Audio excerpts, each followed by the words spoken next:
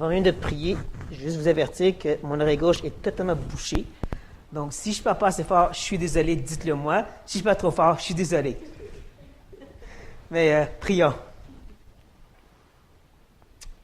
Père, nous voulons te remercier pour ta parole. Cette merveilleuse révélation de Dieu lui-même, son cœur. Et c'est comme ça qu'on veut traiter ta parole ce soir, comme ton cœur qui se présente à nous. Toi qui veux te faire connaître à nous. Qu'on puisse l'explorer, vraiment aller à la recherche de savoir davantage, parce que le sujet ce soir, c'est la sagesse. C'est la recherche de la sagesse. Pas juste pour prendre des bonnes décisions, mais toujours plus large que ça. De reconnaître que nos efforts pour étudier la parole, pour connaître la doctrine, tous les autres termes qu'on peut utiliser, en réalité, ça veut dire connaître Dieu.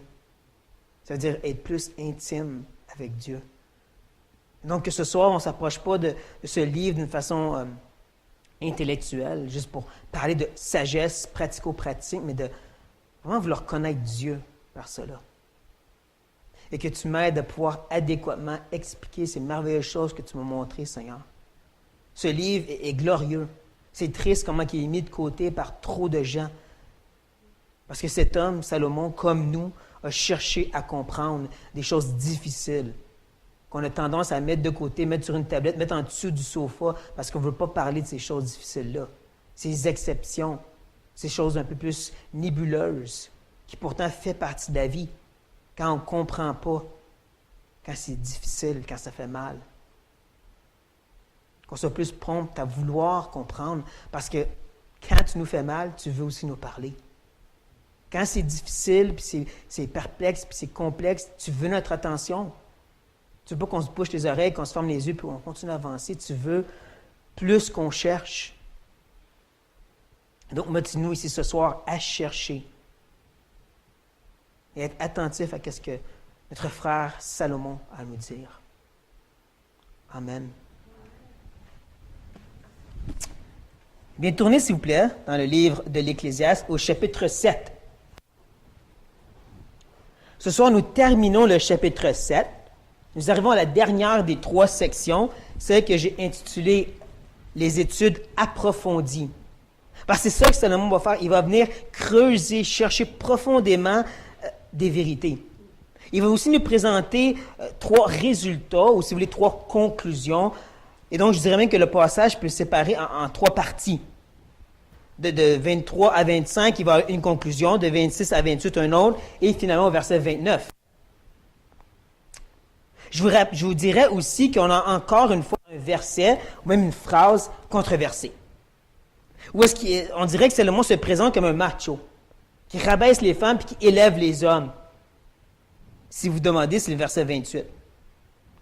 Mais bien sûr, je ne crois pas que c'est l'intention de Salomon d'être un macho. Mais pour comprendre son but, ça va être utile pour nous d'essayer de comprendre les contextes. Et oui, j'ai dit les contextes. Il y en a 3 que j'aimerais vous présenter. Le premier, c'est que c'est après le contexte immédiat. Qu'est-ce qui est devant nous, comme tout le chapitre 7? Que j'appellerais un peu comme un jeu de ping-pong. Droite-gauche. Ou ici, ce serait plus en bas, en haut. En bas, en haut. On l'a vu depuis le fameux pivot du chapitre 6, les versets 10 à 12, où est-ce que Salomon nous a écrasés, nous a achevés, nous a mis à terre. Mais ensuite, dès que le chapitre 7 commence, il nous remet debout et il dit « Faites de bonnes choses ». Mais là, il va terminer cette section-là en nous écrasant encore puis nous rappelant qu'on ne peut pas tout comprendre Dieu. Et là, la prochaine section commence, il nous remet debout puis il dit « Marchez la ligne très fine, cette lame de rasoir entre le juste et le méchant. » Mais il termine en nous disant qu'on est tous des pécheurs incapables. Et là, il nous remet encore debout ce soir pour nous appeler à de bonnes choses, mais il va finir encore en nous écrasant puis nous rappelant ce qu'on ne veut pas se faire rappeler. J'ajouterais même que rendu au chapitre 8, verset 1, il va encore nous remettre debout. Puis il va continuer comme ça, en bas, en haut, en bas, en haut. Ça, c'est le contexte immédiat. Ensuite, dans le contexte du livre en soi, je vous rappellerai que Qoheleth, l'Ecclésiaste, cherche à comprendre le révèle de l'existence, à ce vide, ce trou dans le cœur. Et il le fait par l'utilisation de la sagesse divine. Ça aussi, c'est important à comprendre. Finalement, je parlerai de le contexte de la Bible. Et je vais rappeler ici que Salomon, il a écrit d'autres livres, tels Proverbes, Et quand on essaie de comprendre, disons, la théologie paulienne, comme ils appellent ça, bien, c'est utile de voir toutes les épîtres de Paul. Même plus encore, quand on essaie de comprendre Éphésiens, c'est très utile d'aller voir Colossiens parce qu'ils parlent des mêmes sujets, ils se complètent. Et donc, si on veut comprendre Ecclésiaste, c'est utile des fois d'aller voir Proverbes, parce que dans Proverbes, tu as un homme sage qui enseigne les jeunes en utilisant des grandes vérités, comme dans l'Ecclésiaste. La seule différence, c'est que Proverbes, c'est pour la vie de tous les jours, et l'Ecclésiaste, c'est pour les exceptions. Donc, oui, on va aller voir tantôt dans Proverbes pour comprendre cette partie difficile. Maintenant qu'on a tout ça en tête, on va lire les versets 23 à 29. « J'ai éprouvé tout cela par la sagesse. J'ai dit, je serai sage, et la sagesse est restée loin de moi. Ce qui est loin, ce qui est profond, profond, qui peut l'atteindre? Je me suis appliqué dans mon cœur à connaître, à sonder, à chercher la sagesse et la raison des choses, et à connaître la folie de la méchanceté, et la stupidité de la sottise. Et j'ai trouvé plus amère que la mort la femme dont le cœur est un piège et un filet, et dont les mains sont des liens. Celui qui est agréable à Dieu lui échappe, mais le pécheur est pris par elle. Voici ce que j'ai trouvé, dit l'Ecclésiaste, en examinant les choses une à une pour en saisir la raison. Voici ce que mon âme cherche encore et ce que je n'ai point trouvé. J'ai trouvé un homme entre mille, mais je n'ai pas trouvé une femme entre elles toutes. Seulement, voici ce que j'ai trouvé. C'est que Dieu a fait les hommes droits, mais ils ont cherché beaucoup de détours.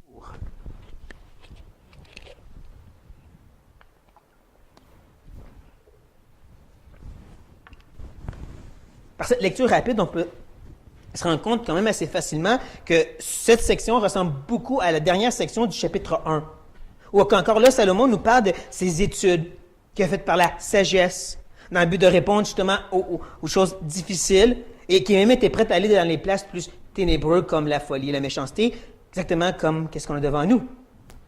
Ça aussi, ça va être important de penser à ça. Et donc, il commence le tout en disant qu'il a éprouvé. Il a testé par le feu pour sortir les impuretés de tout cela. Qu'est-ce qu'il veut dire par tout cela?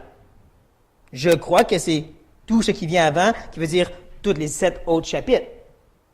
Toutes ces études, ces analyses, ces expériences pour comprendre la vie. Tout cela a été éprouvé par le feu de la sagesse. Et je dirais que cette première énoncée, c'est le fondement sur lequel Salomon va bâtir tout son édifice de compréhension face au passage qui est devant nous. Même que, dépendant comment on s'approche de ce fondement, ça va changer comment on va comprendre le reste du texte, surtout les versets 23 à 25. La première partie, comme j'ai dit. Il y a 2 branches ici, ou 2 approches face à ce texte.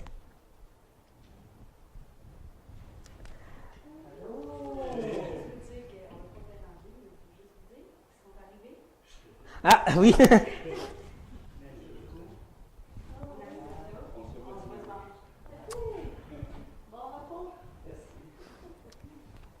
Donc, la première branche,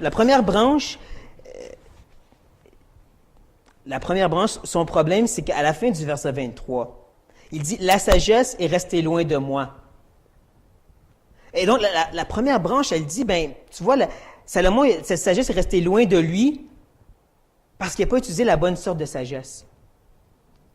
Il n'a pas réussi à trouver cette sagesse biblique parce qu'il utilisait de la sagesse mondaine, la philosophie, des pensées d'hommes. Ça, c'est la première approche. Bien sûr, ça veut dire que tout le reste des versets 23, 24 et 25, Salomon, il ne comprend pas, il ne trouve pas parce qu'il ne cherche pas comme il faut. Ça, c'est la première approche. La deuxième, mais celle, bien sûr, à laquelle moi j'adhère, c'est plus que Salomon, il a utilisé la sagesse biblique, mais que quand même, cette sagesse est restée loin de lui. Il y a certaines parties qui semblaient comme incompréhensibles. Mais avant d'aller jusqu'au fond de cette rivière-là, si je peux dire, il va au verset 24 et 25 élaborer davantage sur ce fondement. Il va chercher à nous montrer qu'il a fait des grands efforts, puis que la sagesse est quand même difficile à trouver. Donc, premièrement, au verset 24, il nous montre que c'est loin. Il dit même en hébreu, loin ce qui est loin et ce qui est profond, profond. Parce qu'en hébreu, comme je l'ai déjà dit, il n'y a pas beaucoup d'adjectifs. Donc, quand tu veux dire que quelque chose est très ou beaucoup, tu répètes le mot. En réalité, le lieu très saint, en hébreu, s'appelle le lieu saint-saint. Et donc, ici, tu es en train de nous dire, c'est très loin. C'est vraiment profond.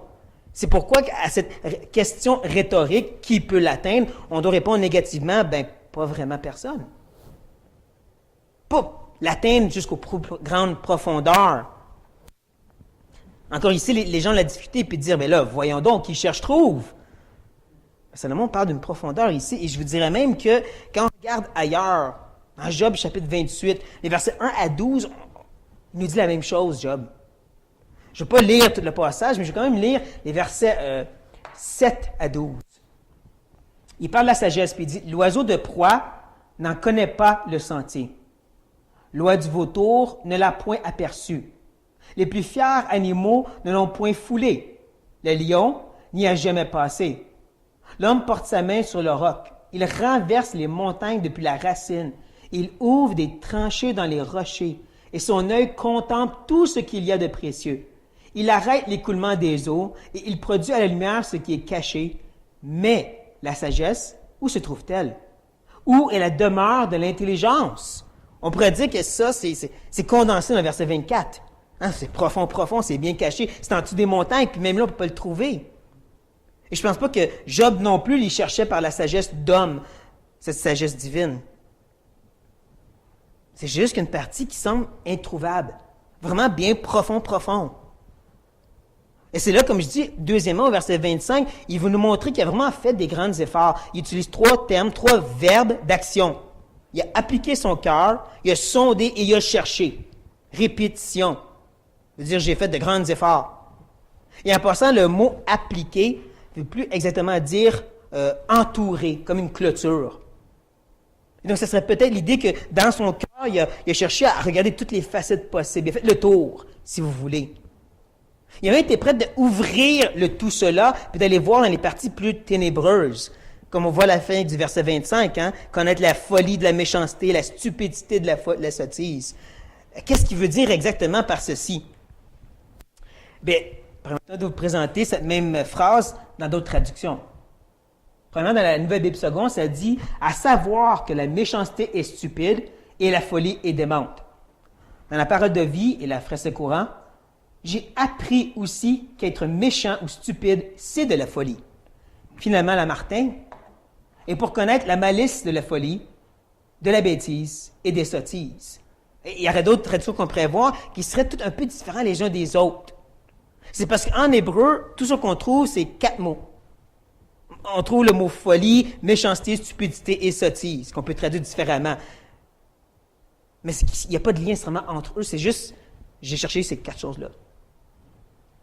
En d'autres mots, Salomon est en train de dire d'une façon très simple et banale, j'ai vraiment été partout pour trouver.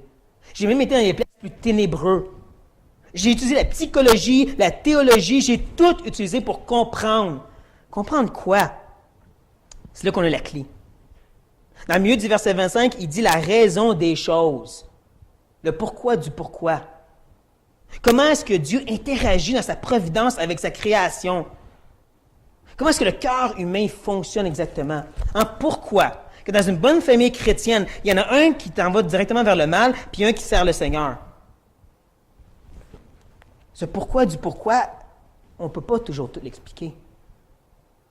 C'est ça que Salomon est en train de nous dire dans sa première conclusion. En réalité, on ne peut pas tout trouver, tout comprendre. Comme j'ai déjà dit, on peut mettre Dieu dans une boîte, même les plus grandes boîtes possibles. Il faut faire attention à cette sorte d'approche. Lorsqu'on essaie de définir comment la vie chrétienne ou la vie tout court fonctionne. Quand on entend parler d'un chrétien, quelqu'un qui professe être chrétien, il est toujours triste et découragé. On peut avoir tendance à se dire, il n'est peut-être pas chrétien. Mais là encore, on est en train de définir exactement comment ça marche la chrétienté. Comme si un frère vient nous voir et dire, je me sens comme si Dieu est loin de moi. La première réaction, ça pourrait être de dire, tu as peut-être péché. Peut-être que tu lis pas assez ta Bible, tu ne pries pas assez, tu ne vas pas assez à l'église. C'est là que Salomon dit, c'est pas toujours aussi explicable noir sur blanc que ça. Justement, j'étais en train de terminer un livre de Charles Spurgeon qui s'appelle « Le Saint et son Sauveur ». Et le chapitre que j'ai lu aujourd'hui par Dieu incidence, avait rapport avec l'abandon de l'âme. Qu'est-ce que les puritains appellent la nuit noire de l'âme. Ils cherchent des raisons. Et j'aime sa première raison pourquoi Dieu pourrait nous abandonner. Parce qu'il est souverain. En d'autres mots, parce qu'il le fait, c'est tout. Pas besoin de le savoir, tu ne vas jamais le savoir, mais il nous dit, c'est juste qu'il le fait, puis c'est tout. Et Salomon nous dit, ben c'est ça, ça marche de même des fois, tu ne le sauras pas, tu ne peux pas tout comprendre. Mais ceci n'empêche pas qu'il a quand même compris des choses. C'est ça qu'on voit, verset 26, il dit, j'ai trouvé plus amer que la mort. Et ça, c'est frappant, parce qu'au chapitre 2, on a vu comment la mort l'a durement frappé. La mort l'a fait décourager. Pourtant, il dit quelque chose de pire encore. La femme dont le cœur est un piège, un filet, puis les mains sont des liens. Qu'est-ce qu'il veut dire exactement?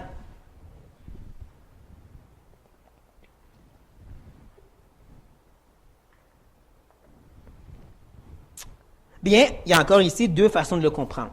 Deux interprétations possibles. Premièrement, il y a une approche littérale qui dit, plus qu'on a Proverbe, on parle ici de la femme adultère, la fameuse courtisane. Cette femme qui veut t'emmener vers la fornication. Il y a juste un problème avec cette approche littérale, c'est qu'il ne parle pas de fornication dans le verset, mais pas du tout.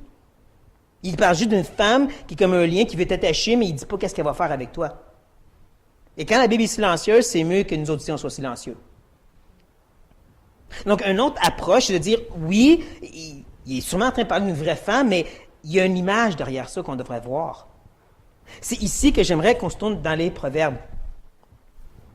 Le chapitre 5. Il nous présente une femme, puis il nous dit « Car les lèvres de l'étrangère distillent le miel, et son palais est plus doux que l'huile, mais à la fin, elle est amère comme l'absinthe. Aiguë comme un glaive à deux tranchants. Ses pieds descendent vers la mort, ses pas atteignent le séjour des morts. » Et un peu plus loin.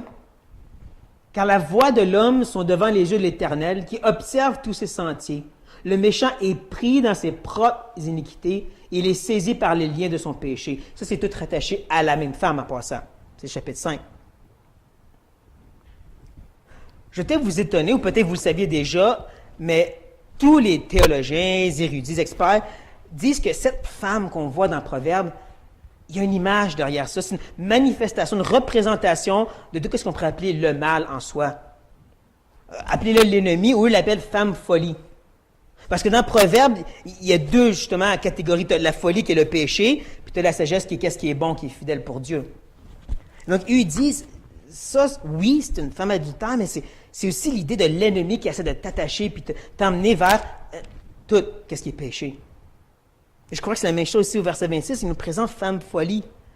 Cette femme qui a comme un cœur, comme des pièges, et des mains comme des liens, qui veut t'attacher et t'emmener vers le mal X. Peu importe qu'est-ce que ça peut être. Et que la seule façon de t'en sauver, d'échapper, c'est par la grâce de Dieu. Oh oui, il dit, c'est ceux qui sont agréables à Dieu, mais rappelez-vous du chapitre 2, versets 24 à 26, il n'y a personne qui est agréable à Dieu.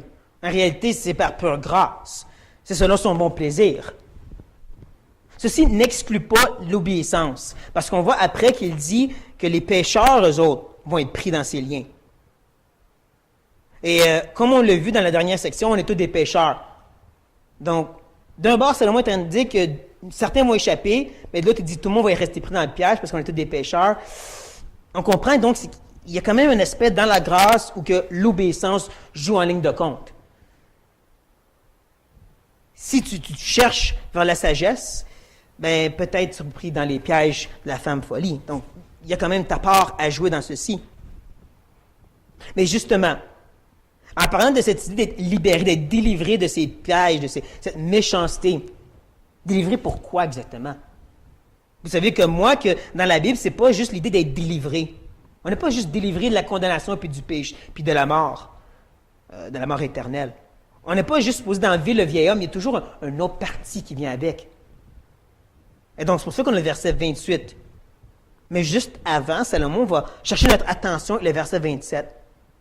Un peu comme on l'a vu avec les versets 24 et 25, où est-ce qu'il a élaboré pour nous faire comprendre qu'il a fait des grands efforts. Bien là, au verset 27, il veut vraiment avoir notre attention face à la conclusion qui vient après. Il commence en criant « Voici ». Et là, je vous rappellerai, pour ceux qui étaient présents, le mot « voici », Ça a l'idée vraiment de hey, porter attention. Voici ce que j'ai trouvé. Il répète encore l'idée qu'il a compris quelque chose. Et là, il utilise son titre, l'Ecclésiaste, Qoheleth.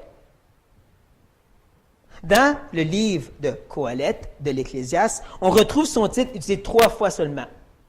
Au début, parce qu'il se présente, à la fin, parce qu'il conclut, puis ici.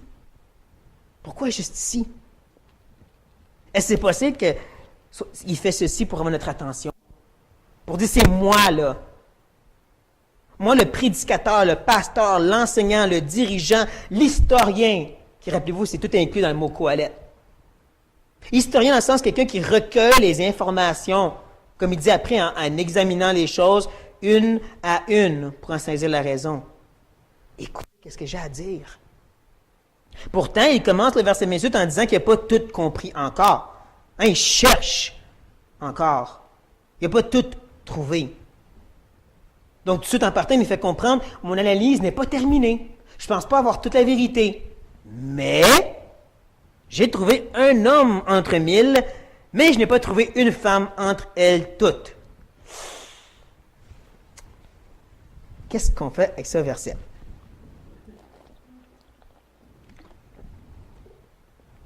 Bon, on utilise premièrement l'approche littérale, qui encore, je vous dirais qu'il y a des gros problèmes.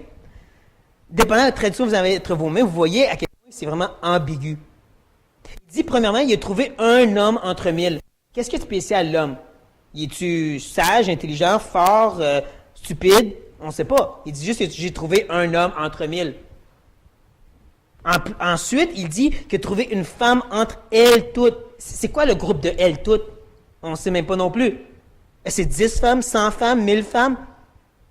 Il y en a qui font le lien automatiquement avec le 1000 qui vient avant, puis il dit c'est 1000 femmes à lui. Il n'a pas trouvé une bonne femme dans tout ça. Mais c'est pas ça que le texte dit, là. Il dit juste une femme entre elles toutes. Même là, il semblerait que dans les textes hébreux, ça se peut que ça se dise juste entre toutes. Juste un groupe particulier quelconque. Ça peut même vouloir dire ici au verset 28, j'ai regardé un grand groupe, j'ai trouvé un homme qui valait la peine, mais pas de femme dans ça. Mais encore là, comme je dis, c'est pas certain. L'interprétation littérale la plus populaire, c'est de dire justement, j'ai trouvé un homme qui vaut la peine, mais pas encore de femme qui vaut la peine. C'est pas moi qui le dis, là. Maintenant, on va utiliser l'approche imagée. Et c'est ici que j'aimerais vous présenter le contrebalan de femme folie. Vous savez sûrement que dans Proverbe, il y a une autre femme qui nous est présentée. Dis à la sagesse, tu es ma sœur, et appelle l'intelligence ton amie, pour qu'elle te préserve de la femme étrangère, de l'étrangère qui emploie des paroles doucereuses. Surtout au chapitre 8, on voit cette femme qui est représentée, la sagesse qui est représentée par une femme, et que les théologiens appellent Dame Sagesse, qui est le contrebalan de femme folie. Je crois que c'est plus de elle que seulement c'est nous présenter ici. Qui est en train de nous dire que même si dans mes grandes recherches, je n'ai trouvé un homme qui était correct, lui-même ne cherchait pas Dame Sagesse. Ou en d'autres mots, nul ne cherche Dieu, si vous voulez. Moi, c'est pas la première fois qu'il nous parle justement du fait qu'on est tous des pécheurs. Il va même le dire encore au verset 29. Donc, c'est possible que d'une façon poétique, Salomon est en train de dire, même s'il y en a des hommes qui valent la peine, en réalité, il y a nul qui cherche vraiment la sagesse. Qui est en train de nous inviter ici de dire, faites attention à femme folie et attachez-vous à Dame Sagesse parce que, devinez quoi, il n'y a personne qui fait ça. Pourtant, on devrait.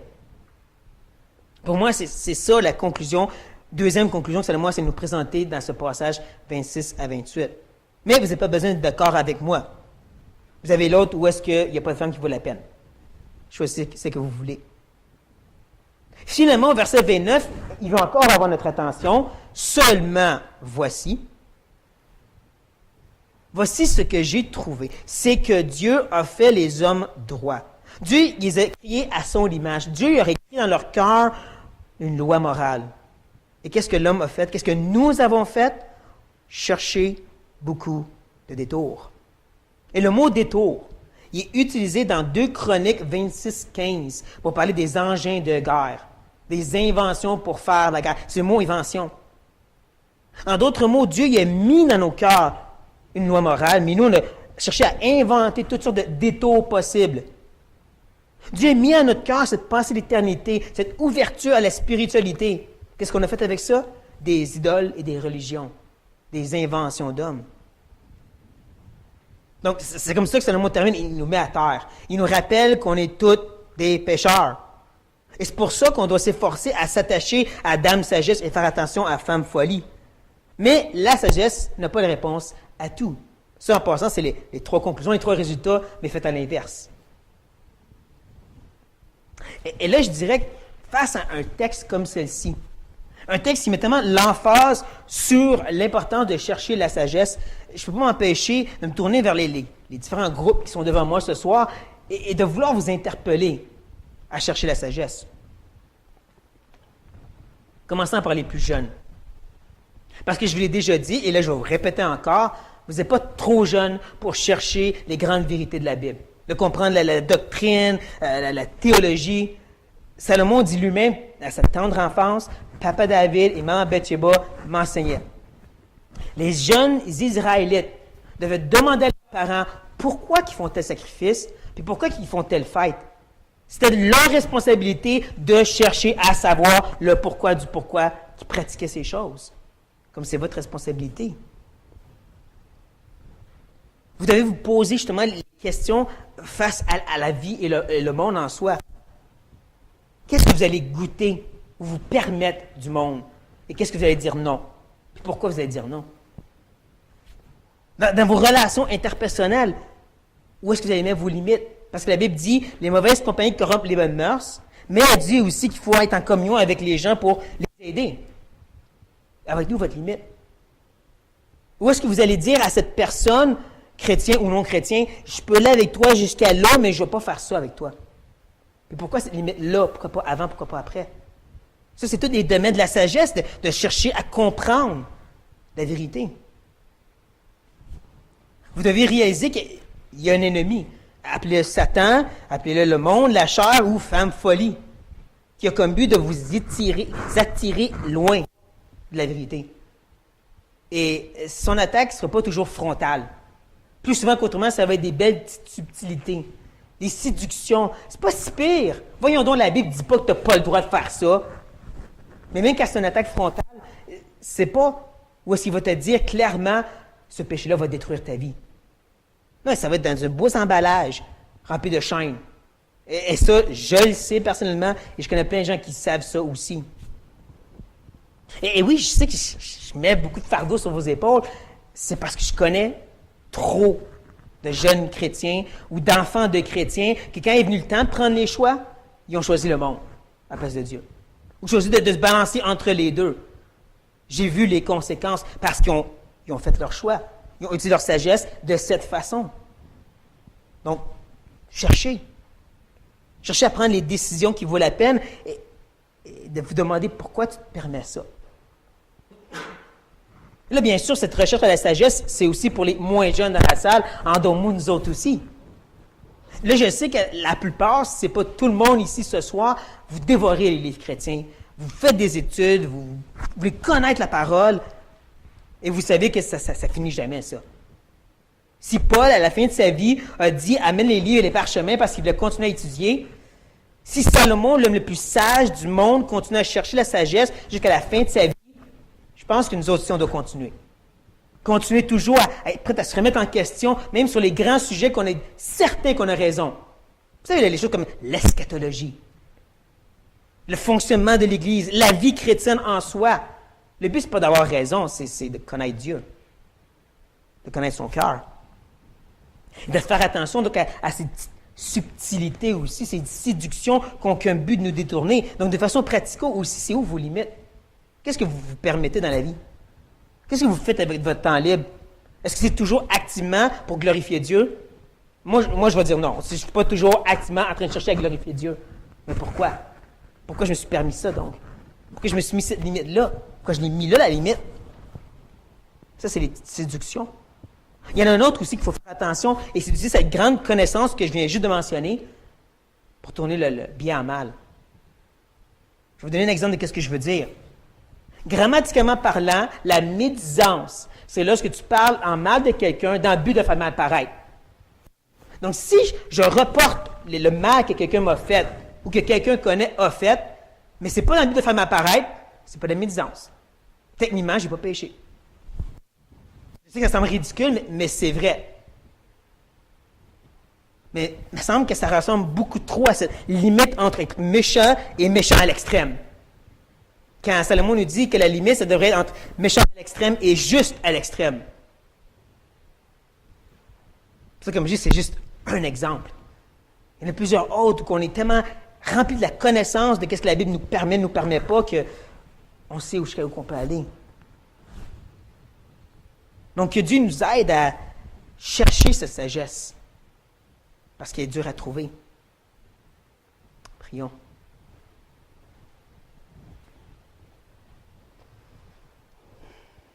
Père, nous voici des insensés cherchant d'être remplis de ta connaissance à toi. Pas savoir les limites de ce qu'on peut se permettre, de comprendre réellement qu'est-ce qui va te glorifier, qu'est-ce qui t'honore, qu'est-ce qui nous fait ressembler plus à l'image de Christ, celui qu'on dit aimer et qu'on veut ressembler. De nous aider toujours plus à chercher, à savoir, à connaître, à des cœurs maniables de vouloir en connaître davantage. Seigneur, je te prie autant pour les vieux que pour les jeunes ici ce soir. On n'est jamais trop vieux pour se questionner, puis de tasser nos bornes anciennes un peu plus loin, ou je devrais dire plus proche de toi.